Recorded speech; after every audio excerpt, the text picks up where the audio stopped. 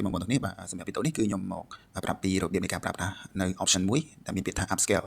បាទអញ្ចឹងទៅនឹងការ upscale គឺវា limit ដែរសម្រាប់ការ upscale នេះគឺវាមានតែលើវីដេអូណាដែលមាននីតិមានរយៈពេលត្រឹមតែ8វិបាទដោយការតស៊ីនអីគឺយើងអាច upscale បានទេដូចជាវីដេអូនេះគឺខ្ញុំបានធ្វើការ generate មាន8វិអូខេអញ្ចឹង8វិយើងអាច upscale បានបាទយើងចុច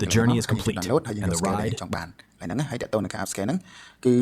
នៅត្រង់កន្លែងនេះយើងអាច select យកមួយណាទៅតាមអ្វីដែលយើងចង់ upscale បាទអញ្ចឹងខ្ញុំលើកឧទាហរណ៍ខ្ញុំចង់ upscale ពីវីដេអូហ្នឹងយើងចុចកន្លែង upscale ហ្នឹងមកដំបូងគឺបងប្អូនត្រូវបើកនឹង project សិនណាខ្ញុំលើកឧទាហរណ៍ខ្ញុំចុចមកក្រៅសិនដើម្បីកុំឲ្យច្រឡំអញ្ចឹងខ្ញុំលើកឧទាហរណ៍តែពីវីដេអូបានហើយដោយសារ upscale វាប្រាប់ពេលយូរអញ្ចឹងបងប្អូនចូលទៅក្នុង project ដែលបងប្អូនធ្វើការ upscale ចង់ upscale មានថាអានេះគឺ project របស់ខ្ញុំចុចចូលមកអញ្ចឹងវាមាន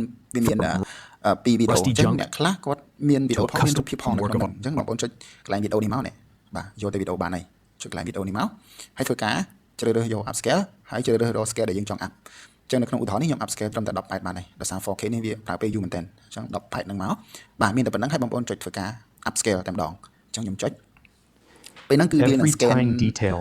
រកវីដេអូដែលនៅក្នុង project របស់យើងមានប៉ុន្មានអញ្ចឹង project របស់យើងមាន2នេះ2វីដេអូឥឡូវវាកំពុងតែ